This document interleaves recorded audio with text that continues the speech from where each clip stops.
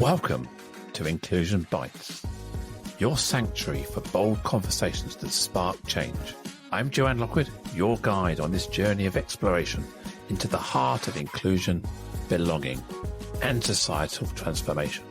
Ever wondered what it truly takes to create a world where everyone not only belongs, but thrives? You're not alone. Join me as we uncover the unseen, challenge the status quo, and share stories that resonate deep within. Ready to dive in? Whether you're sipping your morning coffee or winding down after a long day, let's connect, reflect, and inspire action together. Don't forget, you can be part of the conversation too. Reach out to joe.lockwood@seechangehappen.co.uk to share your insights or to join me on the show. So adjust your earbuds and settle in. It's time to ignite the spark of inclusion with Inclusion Bites. And today is episode 188 with the title, The Art of Authentic Living. And I have the absolute honor and privilege to welcome Sam Turlington. Sam is a non-binary, award-winning actor and multi-hyphenated creative whose work champions queer joy and the complexity of authentic storytelling. And when I asked Sam to describe their superpower, they said that it is seeing people soulfully, honoring the truth of their experience. Sam, welcome to the show. Hello, it's lovely to be here. So, judging by the accent, you're not based in the UK where I live. So where in the world are you? So I'm American. I live in New York City, but I have really strong ties to the UK. I got my master's degree in Glasgow. I think you were saying before we went on air that you spent a lot of time working up in Glasgow and you've just come back to the US. Yes, recently. I do. I'm actually working on a film in Glasgow at the moment, and a lot of my colleagues are in London as well. So I pop over and we create things together, and yeah, I'm all over the place. I'm fascinated by the term multi-hyphenated. So what is a multi-hyphenate creative then? So essentially, when I first trained, I got my BFA many, many years ago. You could just kind of be one thing, like you focus on one thing. And that for me at the time, that was just an actor. And as my career has developed and shifted and changed, and as I have developed and shifted and changed, I've taken on other positions. I've produced films, I have directed plays. I don't know that just one title suits me. So, but saying 12 of them would be a mouthful. So I'm a creative arts multi-hyphenate. Boom, there it is. But always an actor first.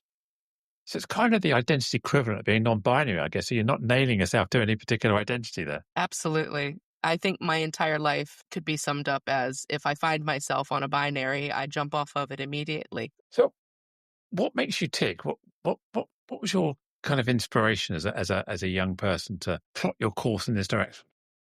So I have a fundamental curiosity at the core of my person to just connect and wonder. And I grew up in a not a small town, but in a small southern space where I didn't really have a lot of access to the wider world around me. And I found myself just gravitating towards anything that was different from what my upbringing had introduced me to. And that's how I fell into acting, because as an artist, as an actor, you get to take on other people, other personalities. You get to walk in another person's shoes. You get to research their experiences and put yourself in scenarios that you yourself would never find yourself in. So I think in a strange way, my core nature of curiosity and wanting connection with the outside world led me to acting. And then I'm pretty sure it's that led me even deeper in myself to discover that I'm non-binary and that my experience of the world is much more varied than I originally thought when I was a kid. Just being an actor, playing a part through someone else's words, I guess, most of the time when you're acting, someone else has scripted you. You're someone else's persona. Did that give you an opportunity to maybe step outside of yourself and try on new things? Is that kind of what happened there? Absolutely. I would say, when as a young actor, you get a script and your first instinct is to say, "Well, how would I do this?" And then you learn very quickly, "Oh, that doesn't actually serve, the play or the film or whatever it is you're doing." So I felt a freedom to be like, "Oh, great. I don't have to think about what Sam would do. I get to use the tools I have to figure out what this person would do." And then the freedom that comes from that to be like, "Great. I don't have to worry about how I feel about a thing. I know how they feel about a thing." And then the inevitable conclusion of that is, "Okay, well, I, Sam, do not understand why this kind of person would make this kind of decision because it's so vastly different from what I would do." So then you have to, whatever kind of research you do, talking to people. I sought a psychology minor when I went into my time in university. I was like, I have to understand why people do the things that they do. And really all that was doing was fostering greater empathy for people in the world around me. So it's amazing how all that kind of plays in together. Yeah. When I used to run IT companies, and when I tend to transition about 10 years ago, give or take, I embarked on this new part of my career, both career and identity.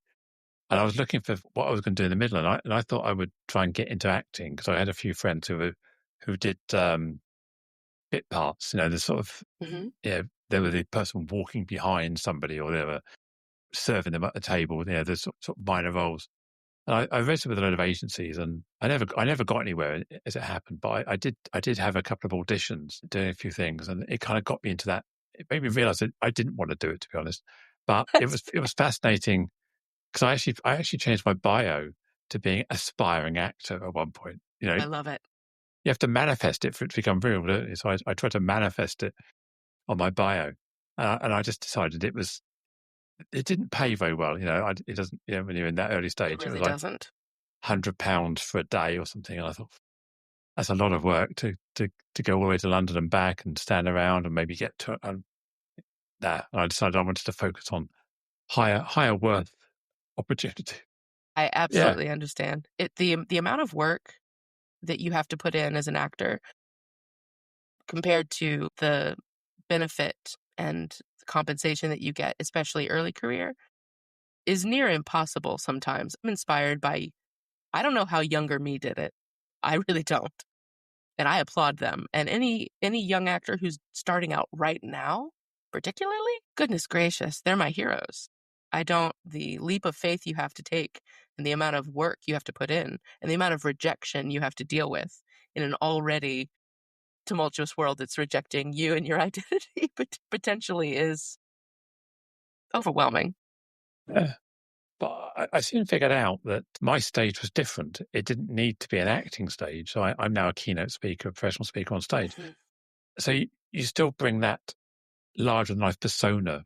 So it's Absolutely. authentic, but it's a Yeah. bigger version of you.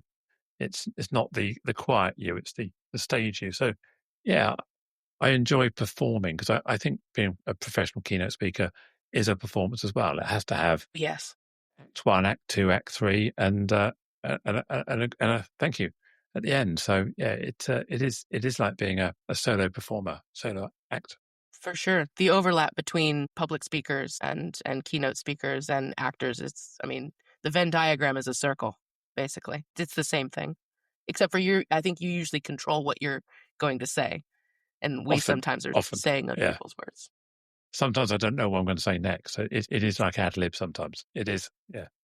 Lots of and Improv. and improv. Yeah, Yes, it is. and Yeah. So, yeah, but I mean, obviously, I know what the topic is when I stand on stage. I know what I'm going Mhm. to talk about roughly. But in all seriousness, and if you're looking to book and pay me to do anything, don't worry, I always get it right. But I often don't know what I'm going to say next until it actually comes out my mouth because it is conversational often. Yes. I actually think that's a really wonderful skill, and it's something that all actors have to be in some way, shape, or form good at improv.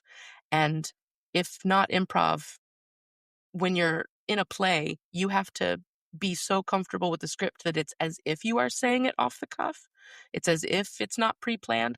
So I think knowing the shape of a conversation, knowing the shape of what you want to say, knowing, okay, we're going to go here, we're going to move here, we're going to end here eventually. That's the most important thing. You don't always need to know exactly what words and exactly what order are coming out of your mouth, but knowing what the journey is going to be is incredibly important and a really good skill to have when you're working on a very wordy play because your errors are going to happen. You're going to make mistakes, and recovering from that is really the mark of a true professional, how you recover. And presumably, it's not just you that messes up; it's the person you're acting against or with, and they've gone off on one, and you're thinking, "Well, that's not in my script, but I'll just Yeah. have to rock with this and see what happens. See when you come back, and I'll pick it up from wherever you leave it." Yeah, you just gotta roll with the punches sometimes, and if it goes off the rails, it goes off the rails. And if you're in a play, it's going off the rails live in front of a bunch of people, and either they're gonna be on board or they're not gonna be on board, and it's your job to get them on board with whatever madness is happening. I guess you've got to have faith in the writer because everything you're saying should be optimized to be part of the story or a necessary plot. You're often not just saying words for the sake of it. They're part of evolving the character, aren't they? They should be. It They should be, yeah. certainly should be. I think I didn't know this when I was a young artist, but I have more experience now that you can hear the difference between a good script and just a script by how important is every word that the characters are saying, is all the details coming out in an organic way, is it a show me, don't tell me kind of thing? You can really hear if there's filler, if there's just fluff language, like the writer was like, "Oh, this might sound a bit clever if I say it like this, but it doesn't serve the purpose of the story." And they're out there. You're gonna Yeah. I've auditioned with some doozy scripts, but, that's my job to make it better and make it real and solve the problem, as we say. You always wanna solve the problem. Do you find yourself having your own version of predictive text in your head where you're listening along to something and you know exactly what the next character is going to say? I mean, I watch TV and films all the time thinking, and I'm reading out the next line, and Marie's looking at me going, how do you know they're going to say that? It was Makes just going to sense. happen. It is, all the time. Yeah, the same, Em and I will be on the couch, and they'll be like especially in high dramas, there's always those long pauses waiting for the next character to speak, and 9 times out of 10, I'm like, "I know exactly what they're gonna say." And it's not even the gist of what they're going to say, it's actually the word, because there's lots of superlatives they could have picked. And Mhm. I just say, da, da, da, da. There It's it is. exactly what they just said, almost in time with them as well. Yeah, Maybe I it's became invested in the character and I became with them. honestly, that might be you syncing up with the character and their narrative. That's a form of acting as well, is being able to empathetically get on into the headspace of someone else so much that their words are coming out of your mouth. Absolutely. So you obviously hang out in creative space a lot Mhm. as a thespian. If you identify as a thespian, a producer, or your hyphenates out there. I would imagine, as someone who isn't in that space, that it's a very open, queer-friendly type environment. Is that a truism? Say yes with an asterisk. It's the majority of creative spaces are going to be open to queer people and multiple identities and things like that. It shocked me to discover that some creative places are not. I never really considered that. I kind of took for granted that everyone who works in this industry has the level of empathy required to just be cool with everybody and be specifically inclusive of everybody because being cool with someone and being inclusive of them are very different things. And a few years ago, I went to a play that I didn't know anything about, but someone was like, "Hey, I have a ticket. Let's go." It was a small off Broadway play, and I was not in the audience very long before I realized this is a conservative propaganda piece, and I am surrounded in a theater with actors, with directors, all of the normal people, but they're putting on this play that's saying some really not okay things. And it was my first interaction with how could this happen in our community? I didn't know these spaces existed. And so, of course, I go out into the lobby afterwards and there's some prominent conservative media figures there. And I'm like, this is odd. And I talked to like the house manager and stuff. And I'm like, how in the world do spaces like this happen? And she goes, well, We all have to eat, and we have jobs to do, and we get hired to do these jobs, and sometimes the people that we're working for are not great. But we don't Are control dicks. who I rents call the them. theater.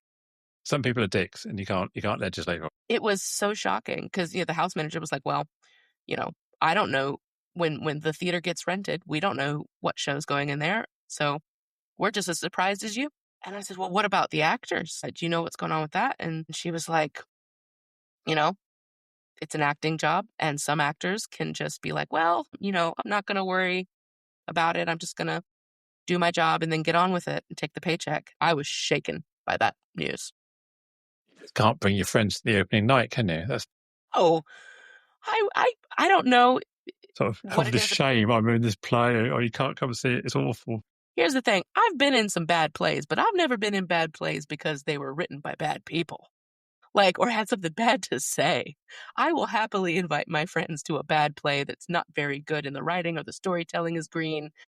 But my goodness, I don't know if I could ever agree to be in a play that was actively trying to cause harm to somebody or is going to say something that could cause harm to somebody. So, other than that very specific group of people that does exist, maybe 5% of the industry as I know it, most every creative space I'm in is wonderfully queer friendly.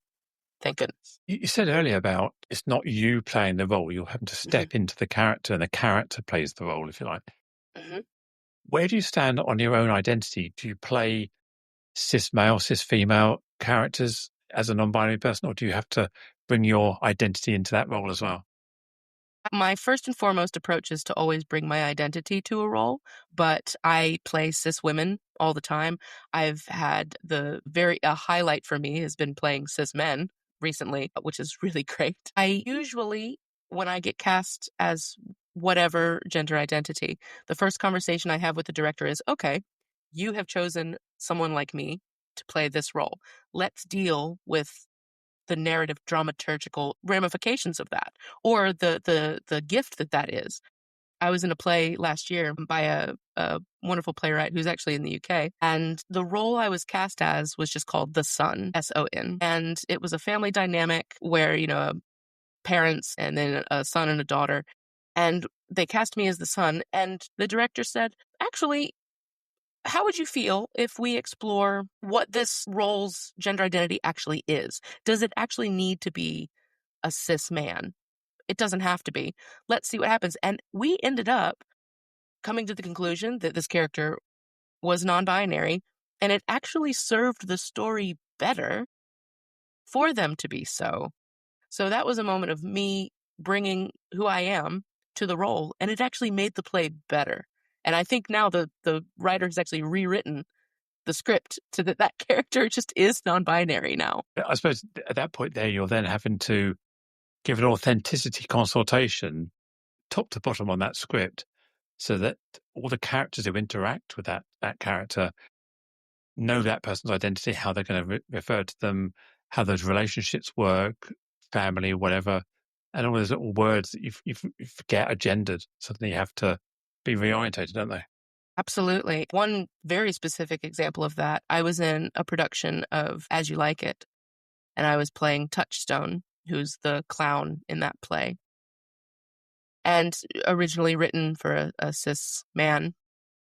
But we decided that in the context of the play, this character would start out in stealth mode, hiding as if they were a cis man, but then transitioning to non-binary as the play went on. And we got curious of okay, how are we going to support that with Shakespeare's language in a very well-known play? And we ended up getting curious about neopronouns. And maybe Touchstone refers to themselves with sie, them, zir. And how does that fit with Shakespeare's language? And as we got curious, as we dove into the text and explored, we just decided, you know what? Shakespeare was doing all kinds of weird gender stuff a long time ago. I don't think he would mind. We changed all of Touchstone's pronouns in the script so that even when other characters referred to them, they used these neopronouns. And then there was an evolution of when they were in the first act in the very strict, horrible court, they referred to Touchstone as him. And then they slowly started going to they, them, and then by the end of the play, sie, them, sie, which was so cool to figure out how that functions and to not put any limits on what it could be. And it's actually quite like real life as well, because you don't go from here to there overnight. You don't wake up one morning and go, well, maybe you do, but you have to bring the world with you, don't you? Yes. I say there's a joke that everyone makes. It's the he him to he they to they she to they them to she her pipeline. It starts to go, and because it's an exploration. It's a soft launch, isn't it? Coming out as non-binary, it can be a soft launch, but that invalidates 1000%. that also invalidates non-binary identities as seeing it as you're just trying it out. That's actually my destination, so you've got to be careful. You're not Yes, of propagating course. that myth, isn't you? Yes, of course. Because and some people can use the non-binary identity as like a stopping ground to kind of sit and reorient before they move on to something else, because they might think that being non-binary is my destination, but then they get here where I am and they go, oh, I thought this was the conclusion, but it's actually not. And they can keep going. And then some people, like myself, get here and we go, sweet, we've made it home. This is the correct thing. And I have explored the other direction and been like, oh, nope, that wasn't right. So the freedom to move from one to the other and to validate everyone as they're passing through or making camp, as it were, I think is really important. Yeah, no, I get that completely. Yeah, I skipped the middle bit. I just went straight to the other end. I knew I was Great. going. Had the book, had the map, and the compass. Honestly, Yeah. respect to know exactly where you're going, exactly what you want. All of my trans siblings who know exactly, like, this is me. I have such respect for that.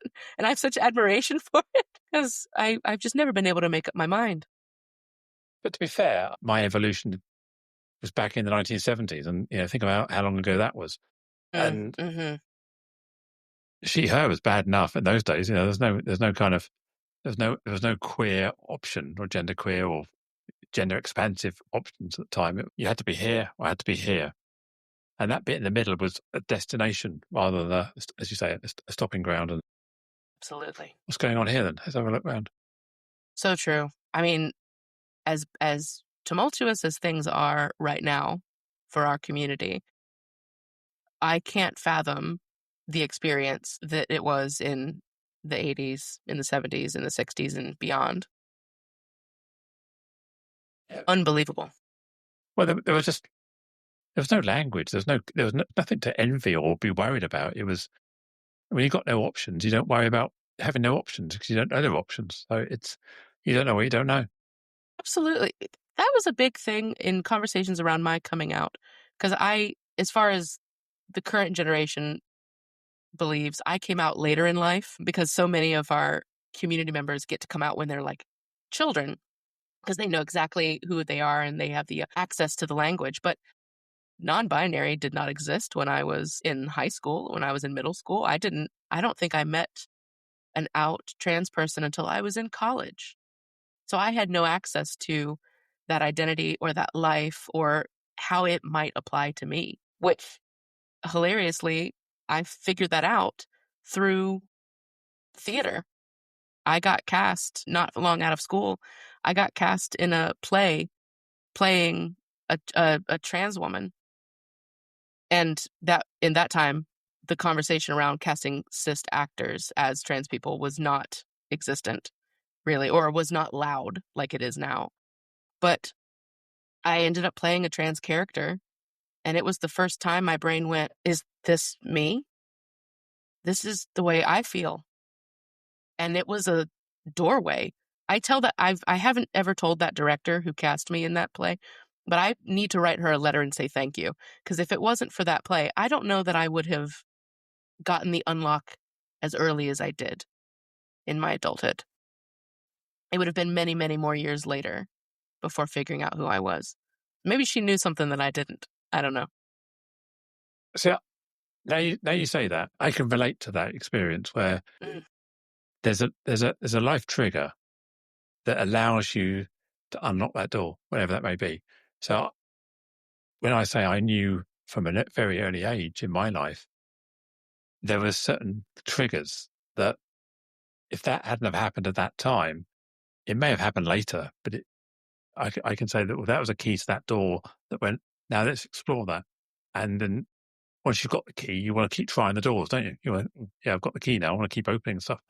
So yeah, I see what you mean. You were in a situation where your brain went, okay, let's play with this and see what happens. You go, actually, it fits. It works. Yeah. Yeah. I remember so clearly. I was cast in this role, and the director said, okay, so we've cast you as a trans person, and the writer of this play was a trans woman. And she has asked that you go to lunch with her so that she can help you understand the mindset, so that you can, doing my actor job, I am researching and getting information. So Carla and I went to lunch, and as she is orienting me to what it feels like, I just kept sitting there going, I know this. I know this feeling. This is also me too. Yes, well, of course. And then I start realizing, and I started asking her, wait a minute, do cis people not feel this way? Apparently not. Apparently not. Apparently not. I just remember at one point she kind of got quiet and she was looking at me and she goes, have you ever explored within yourself what you actually are, what you are? Like, what kind of exploration have you done in your life? And I said, well, I know I said at the time, I think I called myself bisexual, but pansexual was more accurate.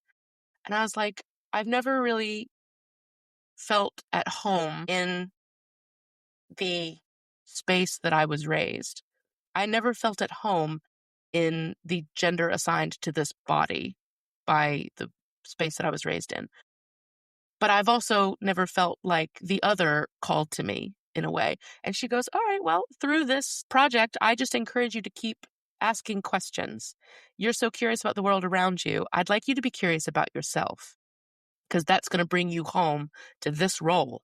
And she had no idea that what it was actually going to do is bring me home to me and myself and my authentic being. So honestly, if it wasn't for what I do for a living, I have no idea when I would have discovered my transness, when I would have discovered my non-binary nature.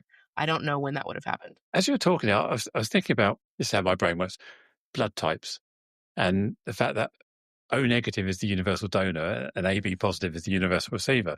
So do you feel that as a non-binary person, you're able to donate yourself into other blood types more readily than someone who is maybe rigid in their identity?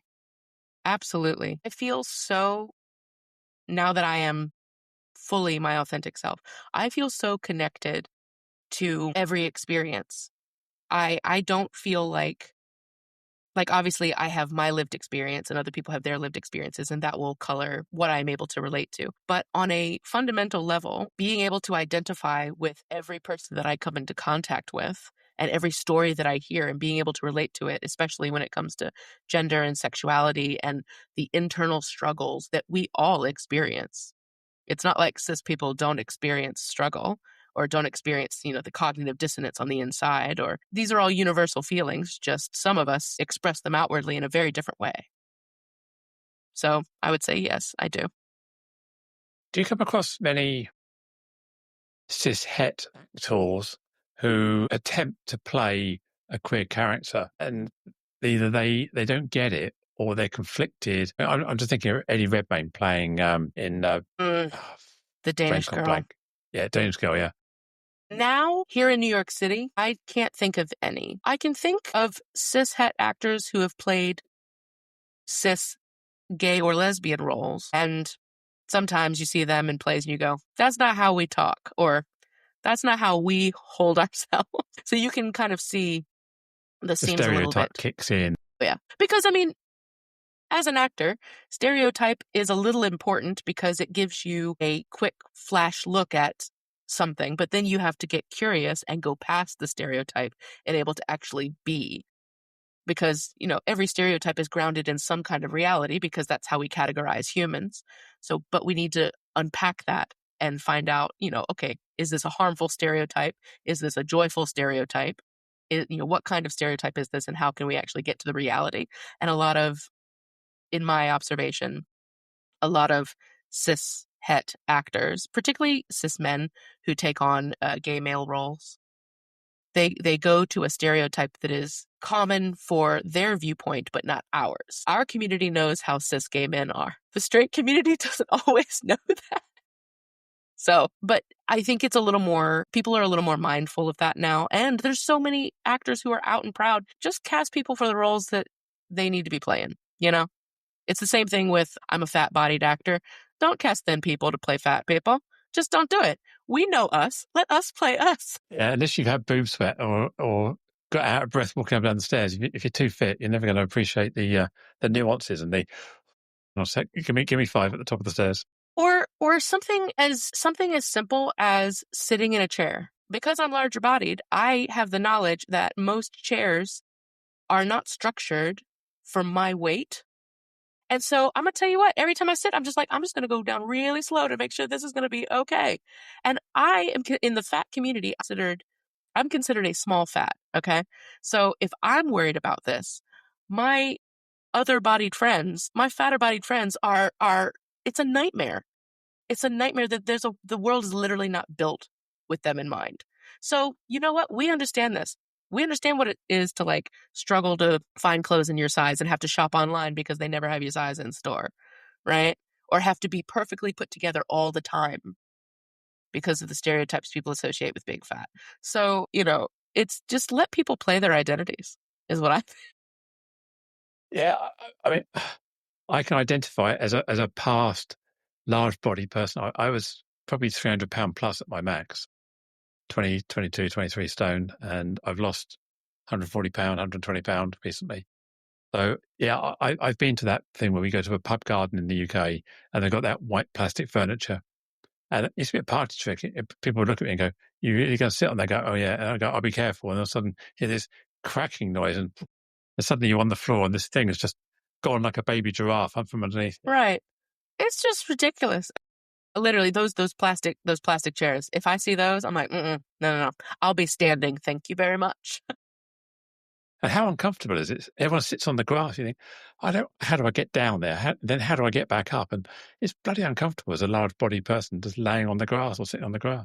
Yeah, it can be so ridiculous. And I'm really grateful that I'm a really active person and like my body because of what I do, and I've always been bigger bodied and I love the way my body moves and I love what my body can handle and the amount of stuff that it can do. But the fact that I have to make accommodation in my just like day-to-day life to fit into the world around me. Like here in New York City, in every restaurant, tables are like yay far apart, like a couple inches apart. And they expect you to walk past those tables and to be sat. And I'm like, first of all of this lusciousness is not making it through that narrow little alleyway that you've made. But I don't think anybody should be forced into those narrow of spaces. It's just wrong.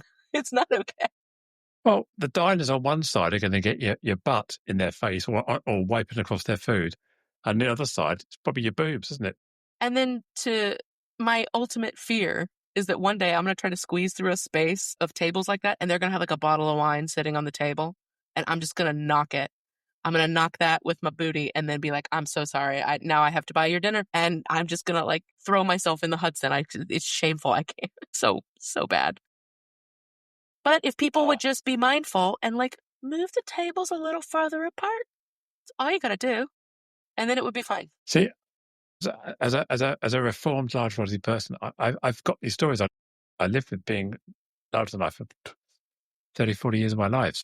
Mm. I've had the problem with the tray table. You're on the plane, you end up having to force it in, and you end up with a bit above and a bit below the tray table. And they put the dinner down there, and it's sort of like wedged, or you want the extra long seat belt, the booster on a train. Yeah. Air travel these days is just offensive to everybody. Airplanes are getting so uncomfortable because they're not thinking of anybody's comfort at all. And so I feel like a lot of the things that larger bodied folk have been saying, hey, maybe consider X, Y, and Z about how to fix this. Now, more straight sized people are going, yeah, it is uncomfortable. We really should have better things. Yeah. And to that, I say, you're welcome. You're welcome, straight-sized people. But the airline industry is solving that problem by charging you to pick your seat or to get the aisle, to get the extra legroom, aren't they? So they're cashing in on people's size Yeah. as a sales process, aren't they? That's what it is. Yeah. I get offered upsells to first class all the time because they're roomier seats. They have more distance to the tray tables and stuff. And I'm like, oh, well, if you want to be more comfortable, go first class. I'm like, who in the world can afford this all the time? Like, it's ridiculous. No, absolutely not. I don't want to have to pay more just because my body exists the way it does. Yeah, I remember I used to do a lot of short haul in Europe back in the 90s, and I was quite a big person. I remember more often than not, I'd have a window and you're praying for no one to sit in the middle. And then you take off and the person on the other end and you look at each other and go, you dodged a bullet there. So, but sometimes I end up, packed plane, I'd end up in the middle seat myself sometimes. And I remember walking up to my aisle, seeing the person by the window, seeing the person by the, and I look at them and go, Mm, yep, big person. that's it. Yep, my seat. And they look at me and go, oh, we get to see, oh my God. And then you'll end up sitting there eating your meal with your arms crossed and Oh, yeah. trying to sort of keep your elbows in it. And it's such an uncomfortable thing. It's, you know where I have had that experience recently? Here in New York, some of the Broadway houses are so small. Their seats, I don't know how anybody is comfortable in them. Like, I'm about a size 18, 20 American. I think that's what, like a 22 in the UK. Yeah, And something. Yeah. I sat I was at the Nederlander theater recently, and I sat in the seat, and I was with my mate Bryce, and I was like, "Hey, buddy, I'm just gonna have to snuggle up next to you because this poor woman next to me." I was like crossing my arms over, like pulling in as tight as possible. And Bryce, who's like a real fit guy, was like, he's like, "Yeah, my biceps are just we're all sitting here tight together." And I really loved this perspective of like, really swole dudes are like talking to fat people, being like, "Oh yeah, us too. We're all having a hard time squeezing in here." It was hilarious, but too small. Like, I don't know why in the world they would want people to watch a play squeezed into seats like that. I barely remember anything about the first 10 minutes because I was so uncomfortable. I also realised that you don't realise when you're a large body person that there's quite a lot of you on your butt and your back. So it actually pushes you further forward in the seat as well. So you actually the length of your knees is Yeah. quite long. So when you lose weight, you realise that actually your bum goes further back in the seat and you've got a gap at the front of the seat now. But for years I was thinking, how can anyone, I can't get my knees in here. And I remember sitting in the aisle, put my feet out, and yeah, it's so uncomfortable. They're just not designed. No, it's so wild.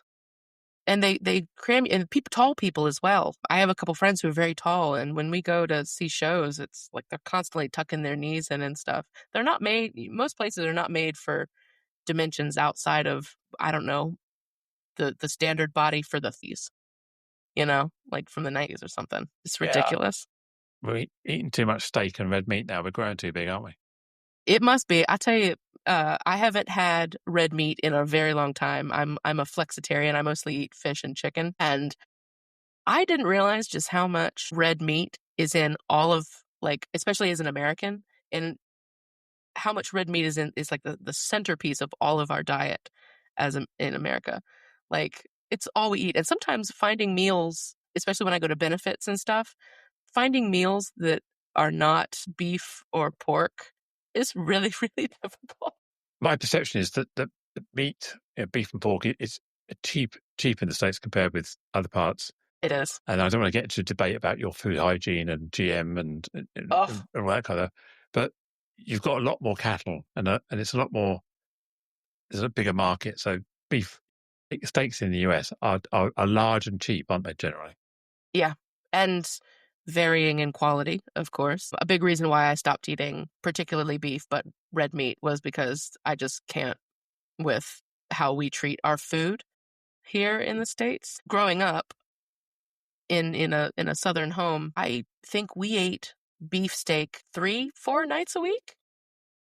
It's just a normal thing to do, like a meatloaf with ground beef in it, or, spaghetti and meatballs, like chicken fried steak, just constant meat. So when I was vegetarian, it was a big deal. I remember when I went to Florida with the family back in 2004, so 21 years ago, it was either steak or it was lobster and spider crab everywhere. We just or chowder. We love our spider crabs. We love our crab legs. Buffet. Yeah, it was. It was an all you can eat Red Lobster or something, whatever the brand is. Yeah.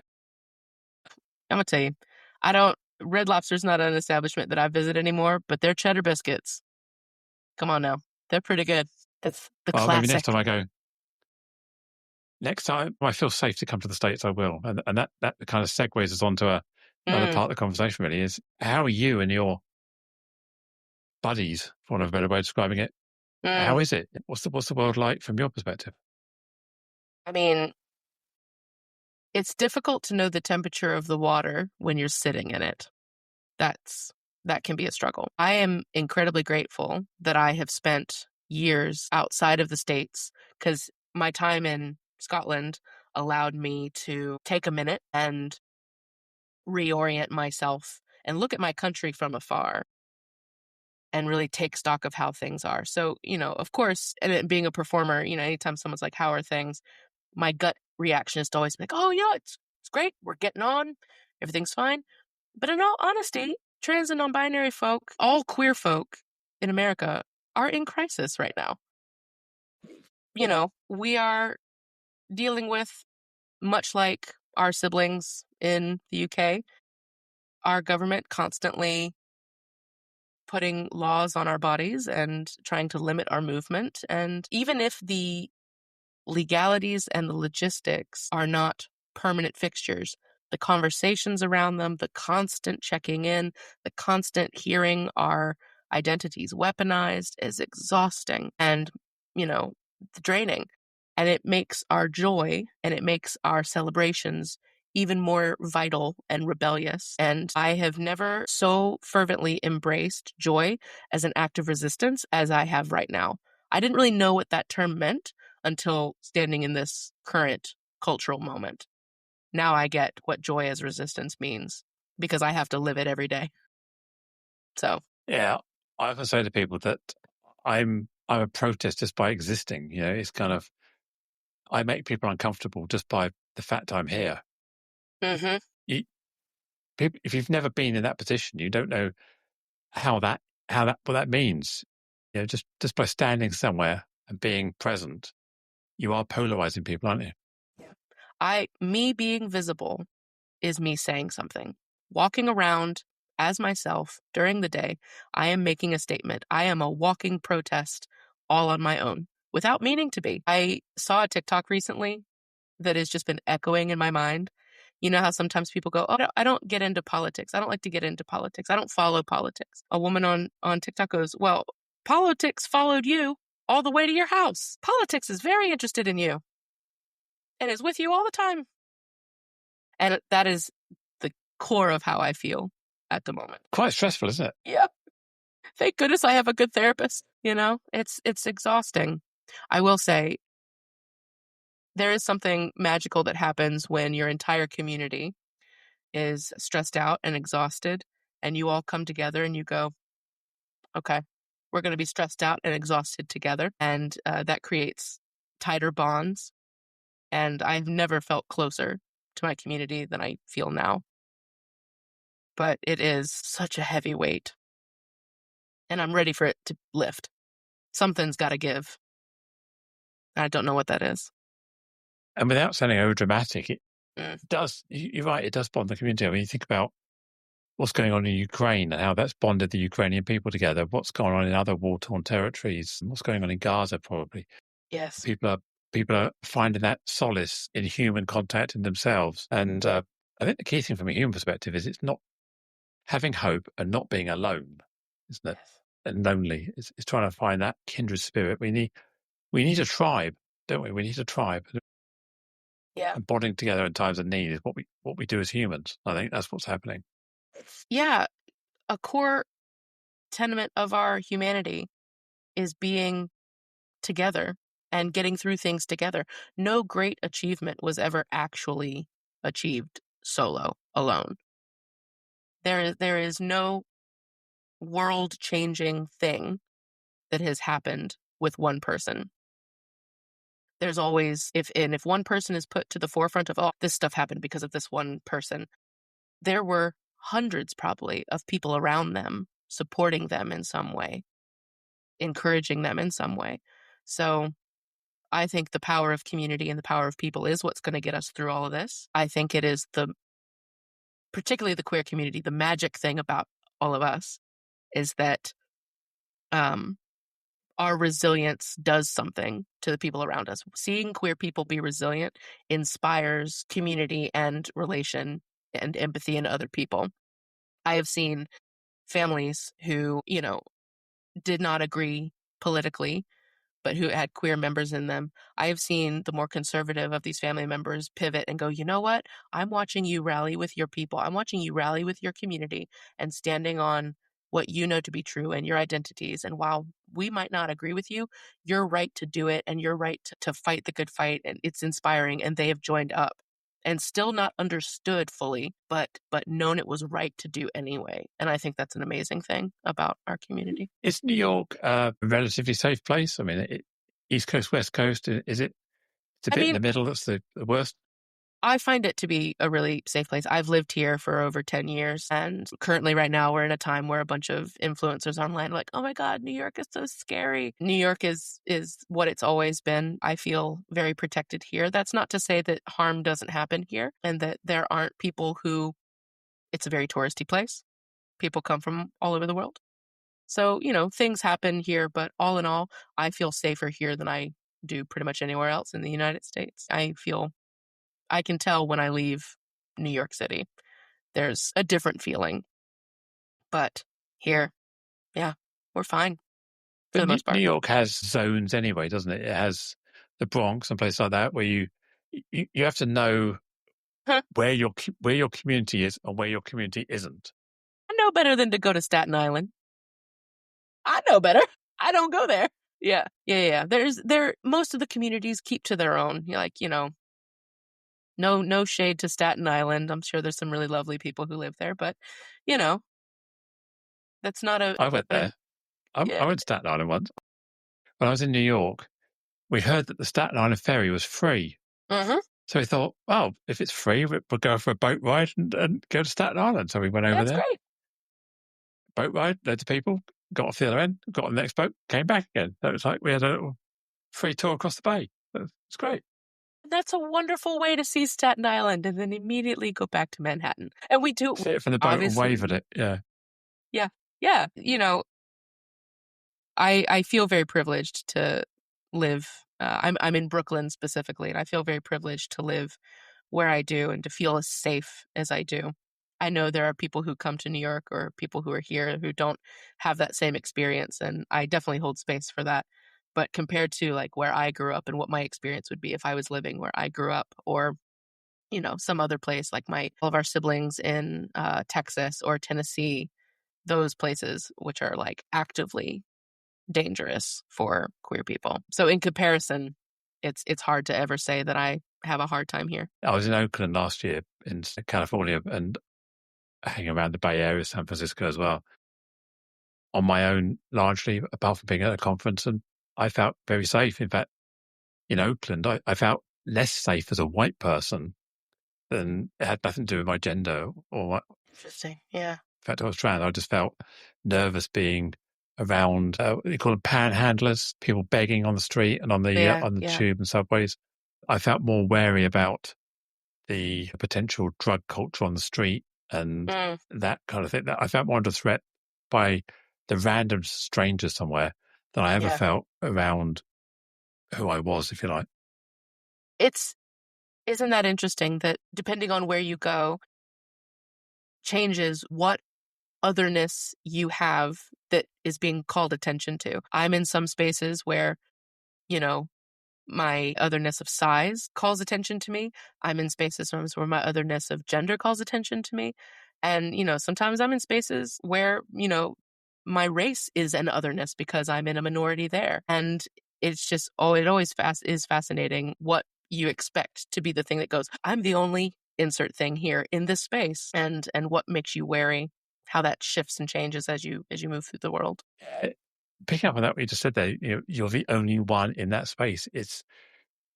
it's quite a lonely place sometimes, isn't it? Because you have all this responsibility to be the best one you can be, to not let your kind down, for want of a better way of putting it. Yeah. But also hyper aware of that difference that other people perceive you and they clock you, and suddenly you're on show, aren't you? Yeah.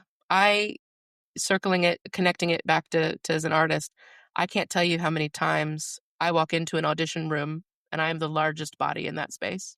I am also the queerest looking person in that space, visibly, clockably queer. And every time, especially in film and television, all eyes will just turn and look at me. And I am very hyper aware of all the attention that is on me. And I'm like, all right, everything I do has to be perfect. Otherwise, people might make assumptions about other people who look like me.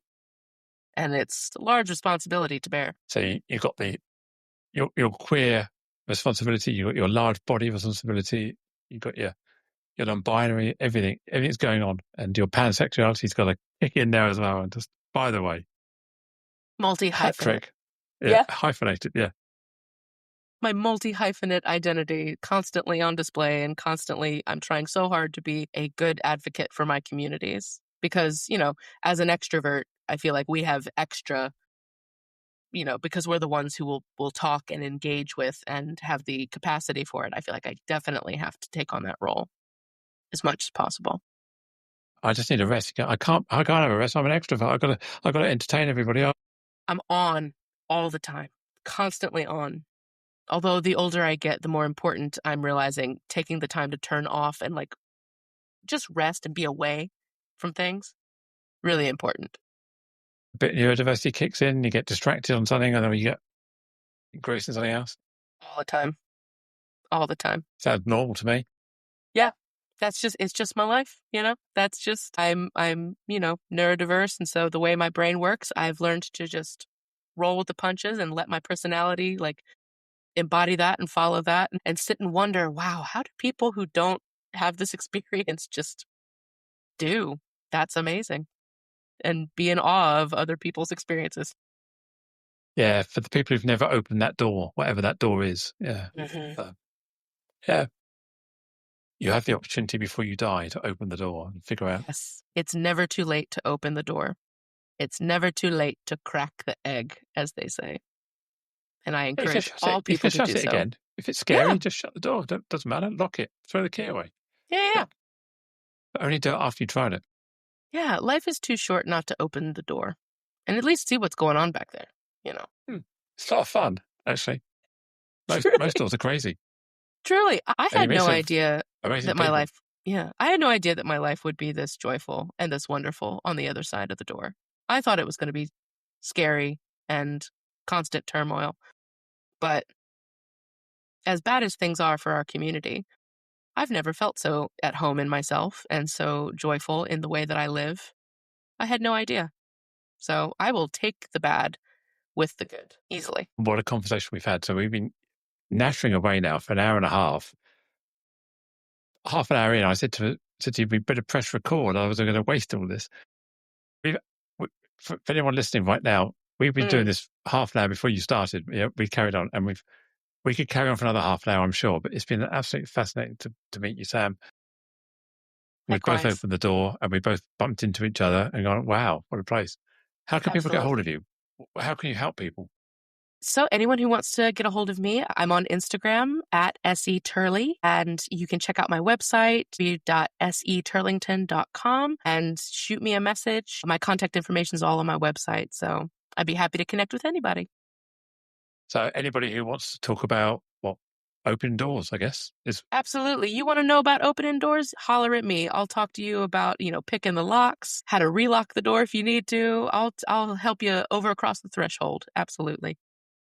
Or just blatantly open it without any shame at all and joyfully walk in to kick the door down. I'm here. I'm queer. My back pain is moderate to severe. It's been a blast. Thank you so much. Thank you so much. As we bring this conversation to a close, I want to express my deepest gratitude to you, our listener, for lending your ear and heart to the cause of inclusion.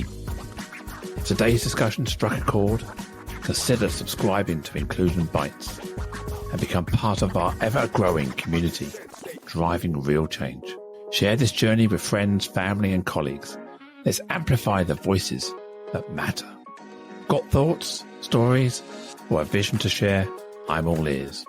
Reach out to joe.lockwood@seechangehappen.co.uk and let's make your voice heard. Until next time, this is Joanne Lockwood, signing off with a promise to return with more enriching narratives that challenge, inspire, and unite us all. Here's to fostering a more inclusive world, one episode at a time. Catch you on the next bite.